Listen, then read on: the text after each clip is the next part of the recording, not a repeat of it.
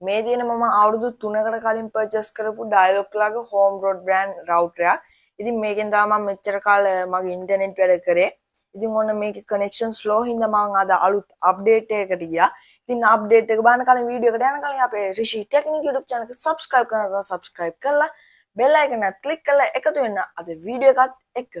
ඉතින් මම මේක තමයි අවුරුදු 3ක් තිස්සේ යූස් කරේ. ඉතින් මම මේක අමාරු කරලා අලුත් එකකට අප්ඩේට් වෙන්න ප්‍රධාන කාරණු ටික මම කියන් යන්න.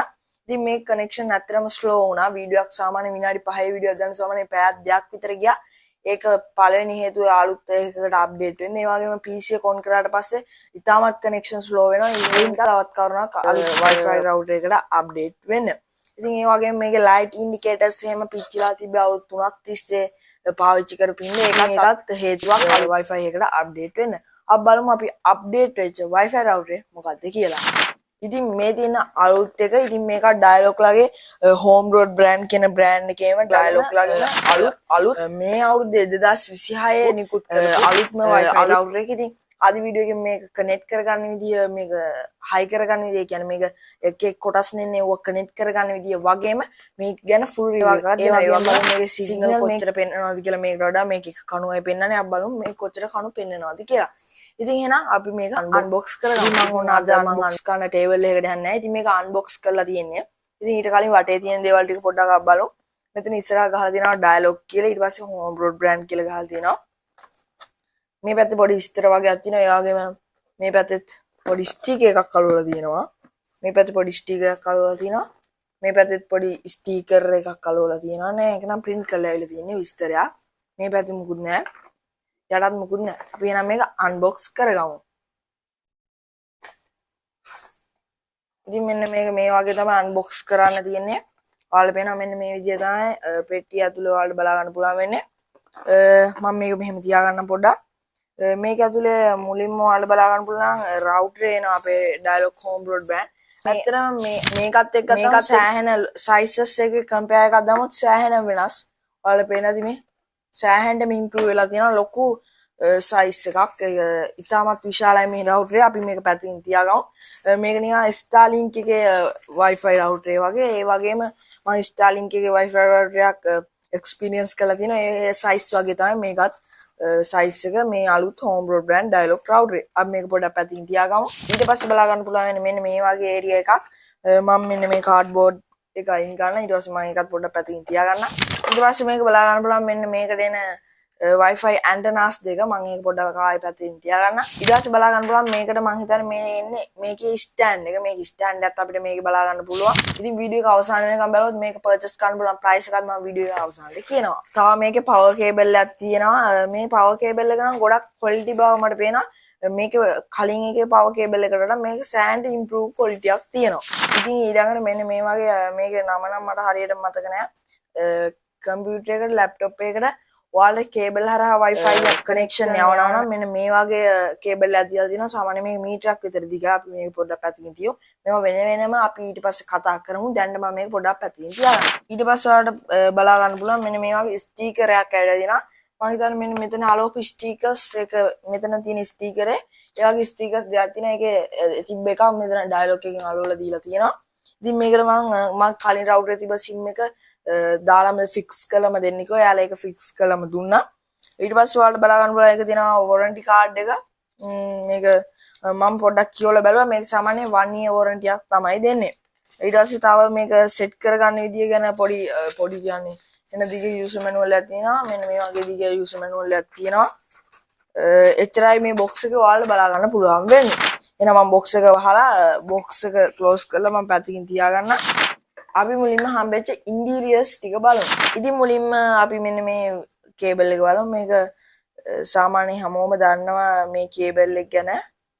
මේක කේබල් හරහා කනෙක්ෂන් අපිට යවන්න පුළුවන්. මේ කේබල් එක යූස් කරලා මං හිතන්නේ එතකොට කනෙක්ෂන් ස්පීඩ් එක වැඩි. සාමාන්‍ය මීටරයක් විතර දිග් කේබල් එකක් ඇවිල්ලා තියෙනවා මේ පෝට් එක. අපි ඒක පොඩ්ඩක් පැත්තකින් තියාගමු. ඊට පස්සේ මේක පවර් කේබල් එක දීලා තියෙනවා. මම මේ පොලිතින් රැප් එක අයින් කරන්න.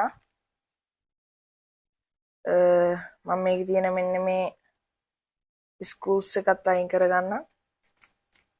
スクール එක මම පැත්තකින් තියන්න. ඒකේ සාමාන්‍යයෙන් හොඳ දිගක් තියෙනවා. සාමාන්‍යයෙන් ඒකෙත් මීටරයක් විතර පවර් කේබල් එකෙත් දිගක් තියෙනවා. අපි ඊළඟට බලමු මේකට හම්බෙලා තියෙන ඊළඟ ගැජට් එක මොකක්ද කියලා.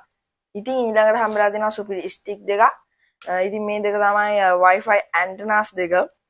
මේකේ ගහලා තියෙනවා 4G කියලා දෙකේම ගහලා තියෙනවා 4G කියලා ඔයාලට පෙනෙයිද දන්නේ 4G කියලා ගහලා මේ හැම එකෙම D කියලා ගහලා තියෙනවා. මම ඒකත් ඔයාලට පෙන්නන්නම්. මේ D කියලා ගහලා තියෙනවා. ඉතින් මේකත් මම පැත්තකින් තියාගන්න. ඉතින් වීඩියෝ එක අවසාන වෙනකම් බලුවොත් මේක පර්චේස් කරපු ප්‍රයිස් එක සහ මේක හයි කරන විදිය කියන්නේ කනෙක්ට් කරන විදිය ඔක්කොම කියලා දෙනවා. ඒ හින්දා වීඩියෝ එක අවසාන වෙනකම් බලන්න අමතක කරන්න එපා. ඊළඟට ඔන්න තියෙනවා මේකේ ස්ටෑන්ඩ් එක. මේක තමයි ස්ටෑන්ඩ් මවුන්ට් එක. ඉතින් මේක වගේ මෙහෙම තියන්නේ නැහැ. මේක වෙනම ස්ටෑන්ඩ් මවුන්ට් එකකුත් ඇවිල්ලා තියෙනවා. දැන් අපි ගමු අපේ අයිටම් එක. මෙන්න තියෙනවා Starlink එකට සමානම අපේ Wi-Fi router එක. ඉතින් මම මේකේ පොලිතින් එක මම අන්පැක් කරගන්න. මම පොලිතින් එක පැත්තකින් තියාගන්න. ඉතින් මේ තියෙන අපේ Wi-Fi router එක. wow. මේක අල්ලද්දි මාරම ප්‍රීමියම් ගතියක් දැනෙනවා. මෙතන ගහලා තියෙනවා dialog home broadband කියලා dialog logo එක තියෙනවා. මෙතන ඔයාලට ඉන්ඩිකේටර්ස් ටික බලන්න පුළුවන්. power on වුණාම light එක connection data ඒ වගේම signal කණු ටික තියෙනවා. කණු 5ක් තියෙනවා.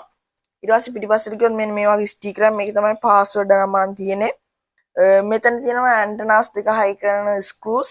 මෙතන තියෙනවා power port එකෙන් පස්සේ LAN port එක තියෙනවා. ඊට පස්සේ tel port එක තියෙනවා. ඊට පස්සේ මෙතන බලන්න පුළුවන් Wi-Fi එක තියෙනවා. ඊට පස්සේ WPS කියලා තව ස්විච් දෙකක් ඔයාලට මෙතන බලා ගන්න පුළුවන්. මේක යට සයිඩ් එකට ආවට පස්සේ ඔයාලට බලා ගන්න පුළුවන්. මෙතන ඔයාලට බලා ගන්න පුළුවන් SIM slot එක තියෙනවා. මම කිව්වේ මේක පිටින් තමයි SIM slot එක තියෙන්නේ. ඊට පස්සේ USB කියලා තව slot එකක් port එකක් තියෙනවා. ඊට පස්සේ තියෙනවා reset කියලා RST කියලා ගහලා reset port එක ඇවිල්ලා තියෙනවා. අපි බලමු දැන් මේකට අපේ ඇන්ටනා සහ වයර්ස් කනෙක්ට් කරන්නේ කොහොමද කියලා. ඉතින් ඔන්න මගේ එක ඇන්ටනාවක් අරගත්තා. ඉතින් ඔයාලා කරන් දිනේ මෙන්න මේ නැමෙන පැත්ත, මෙහෙම නැමෙන පැත්ත උඩට තියලා මෙන්න මෙහෙම ෆික්ස් කරලා මෙන්න මේක ස්ක්‍රූස් එක කරකවන්න තමයි දෙන්නේ. එතකොට ගාන්න උඩටම ෆිට වෙනවා. ඊට පස්සේ ඔයාලා මෙන්න මේ විදිහට දාන්න පුළුවන්. ඊළඟට අපි අනිත් ඇන්ටනාවත් කනෙක්ට් කරමු. ඉතින් ඔයාලට සිග්නල් තියෙන විදිහට මෙන්න මේක ඇඩ්ජස්ට් කරගන්න හැකියාවක් තියෙනවා. ඊට පස්සේ අපි මේක යට මවුන්ට් එකත් ෆික්ස් කරගමු. ඉතින් ඒක හරියම ලේසි. මෙන්න මේ විදිහට හරියට මේක සෙට් වෙන විදිහට තියලා මෙන්න මේ විදිහට තියලා ඒක කරන්න තියෙන්නේ. මෙන්නම ඒක අත් දෙකම කරන්න ඕනේ. ඔයාලට ඒක පෙන්වන්න ටිකක් අමාරුයි. මම මෙහෙට හැරෙන්නම්. මෙන්න මෙහෙම තියලා මෙන්න මේ විදිහට ලොක් වෙනකන් මෙන්න මෙහෙම තද ගන්න තියෙන්නේ. ඕනම සාද්දෙකුත් එක ලොක් වෙනවා. දැන් ඔයාලට බලා ගන්න පුළුවන්. මම මේක පොඩ්ඩක් පැත්තකින් තියාගෙන ඔයාලට පෙන්වන්න. දැන් ඔයාලට බලා ගන්න පුළුවන් මෙන්න මේ විදිහට ලස්සනට තියලා තියන්න පුළුවන්. ඇත්තටම කලින් එකට වඩා මාරම ඉම්ප්‍රූව්. මොකද සෑහෙන සයිස් එකකින් විශාලයි මේක. අපි දැන් මේක කනෙක්ට් කරන පෝට් ස්ටික් කනෙක්ට් කරමු. ඉතින් ඔන්න මම පවර් පෝට් එක කනෙක්ට් කරනවා. පවර් පෝට් එක කනෙක්ට් කරා. ඊළඟට ඔන්න අපි LAN පෝට් එකත් කනෙක්ට් කරලා බලමු. LAN පෝට් එක කනෙක්ට් කරන්න තියෙන මෙන්න මේ අතට. අන්න ඒ වගේ සද්දකින් LAN පෝට් එකත් කනෙක්ට් වෙනවා. මෙන්න මේ කේබල් තිබ්බත් අපිට මේක ලස්සනට තියලා තියන්න පුළුවන්. කිසිම කරදරයක් වෙන්නේ නැහැ මෙන්න මේ Wi-Fi router එකට. අපි දැන් මේක power on කරලා බලමු. ඉතින් ඔන්න මම කනෙක්ට් කරපු ගමන් මේ කරන්ට් එකට ප්ලග් කරපු ගමන් මේ වගේ නිල් පාටින් power button එකේ power light එකේ ඉන්ඩිකේටර් එක on වුණා. අපි ටික වෙලාවක් බලන් මොකද වෙන්නේ කියලා.